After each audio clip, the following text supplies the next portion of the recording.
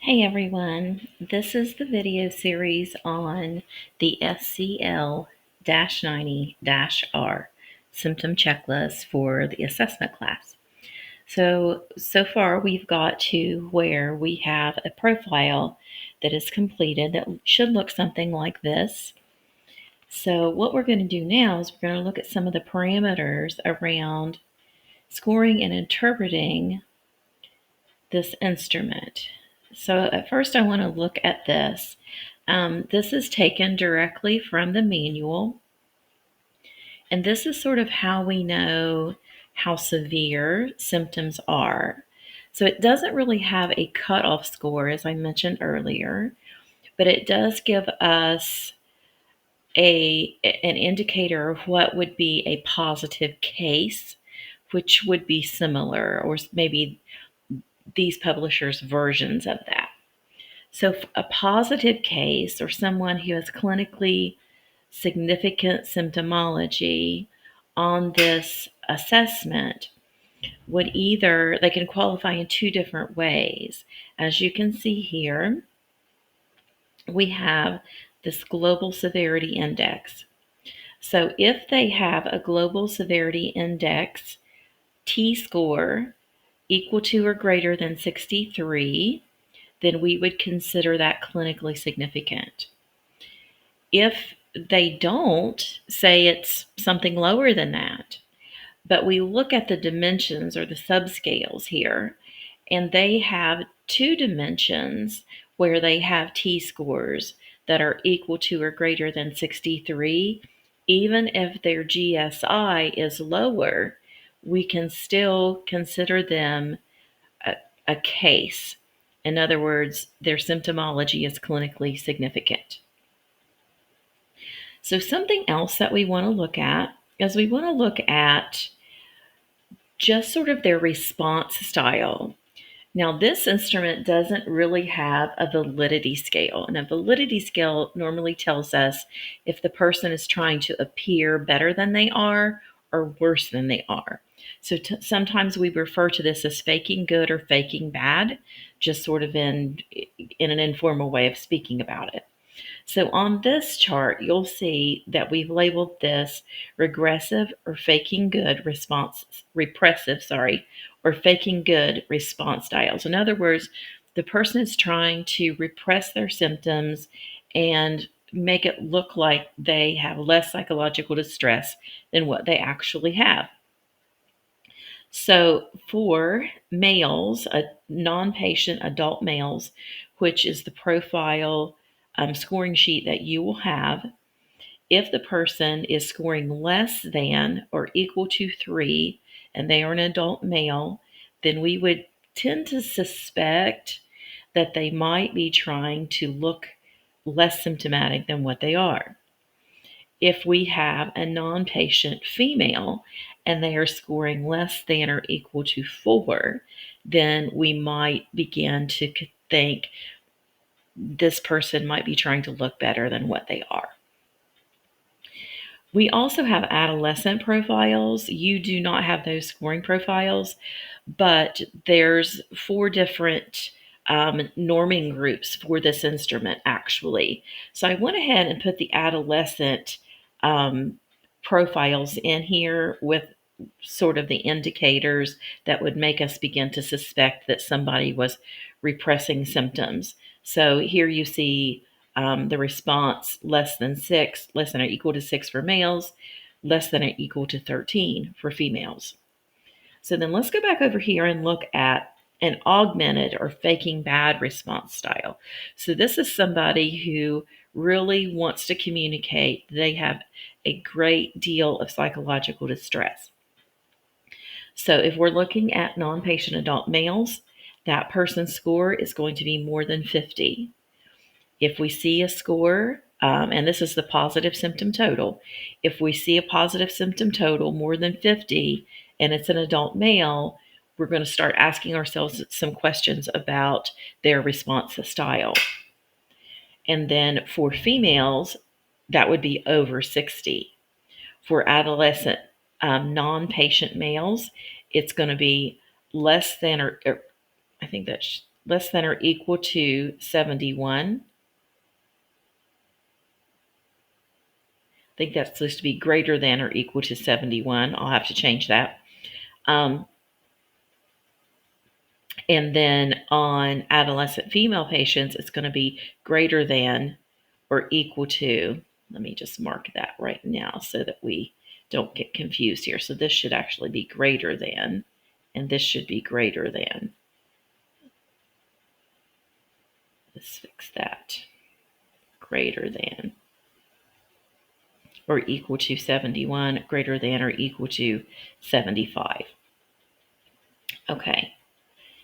So that gives us some indication of whether they're repressing or augmenting like their impression that they're wanting to give.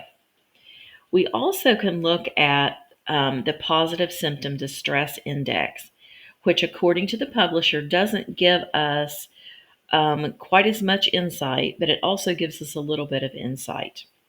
So if we have somebody, and this is it only gives us the parameters for adult males and females, and it doesn't say non-patient, but everything else is termed non-patient.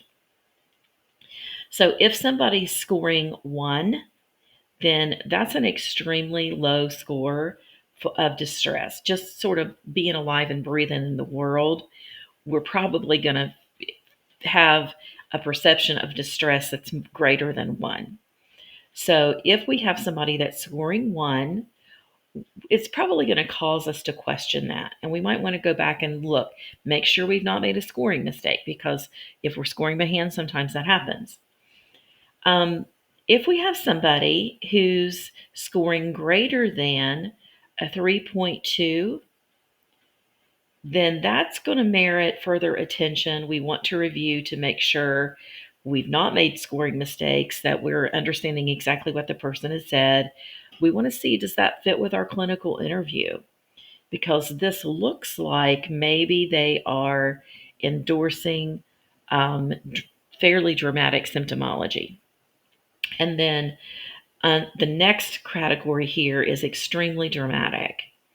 So if they come up with a PSDI score greater than 3.5, then they're really endorsing symptoms all over the place. And we would tend to think maybe they're trying to give the impression that they're really, really, really distressed.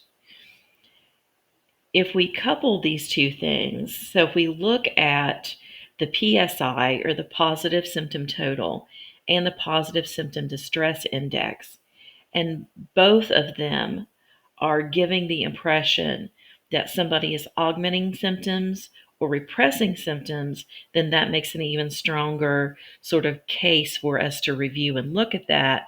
And it's an indicator that is, we're sort of going to lean that direction. But we want also to take into consideration our clinical interview. So we're going to apply this. Just a second here. Let's look at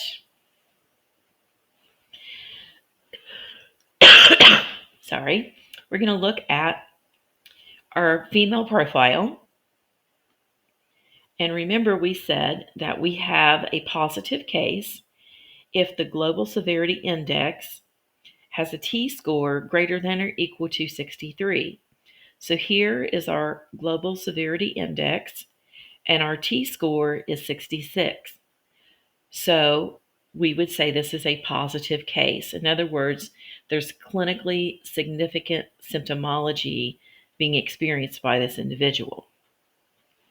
So let's say, just for the sake of argument here, that this profile looked a little bit different. I don't think that's the right one. Where is it? Let's see here. Here we go. Let's say it looked a little bit different. And when we look at this, we look at our GSI, and our GSI, our t-score is 60. So it doesn't meet that 63 criteria of clinical significance. However, we've got more than one way to get there. So if it doesn't meet 63, the next thing we're going to look at is we're going to look at our other dimensions or subscales. So what we want to see is, are there two other dimensions on which this client scores at 63 or above? So let's look at these T-scores. We have one right off of the bat, which is somatization, and then the OCD one. Both of those are above 63. So those are two dimensions. So this person is experiencing clinically significant symptoms in two dimensions. So just based on that, we would say they would qualify as a case.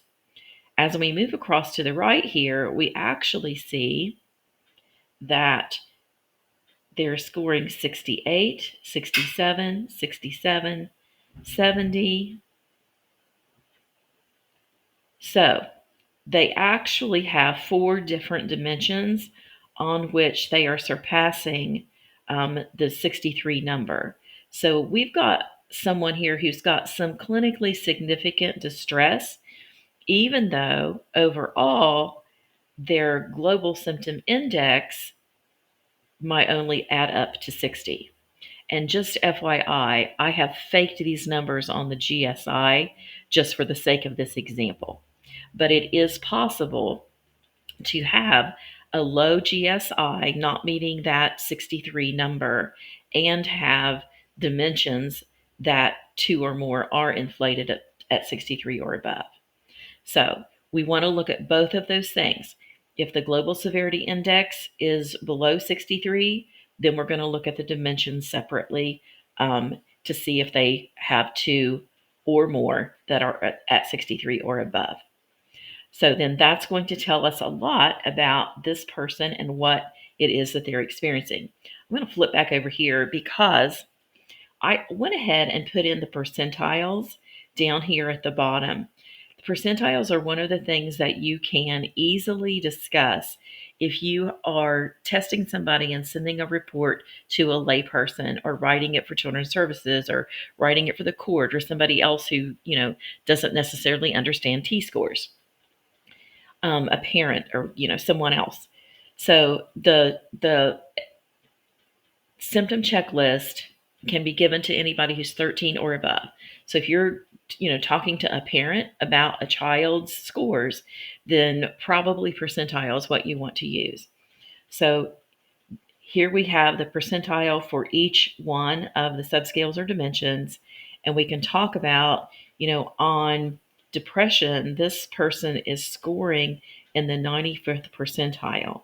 In other words, out of 100 people, they have more depressive symptoms than 95. So the same thing for each one of these percentiles, we can explain it that way. Okay, I hope you find that helpful. And I look forward, or we as instructors look forward to seeing how you use this information to write up your clinical reports.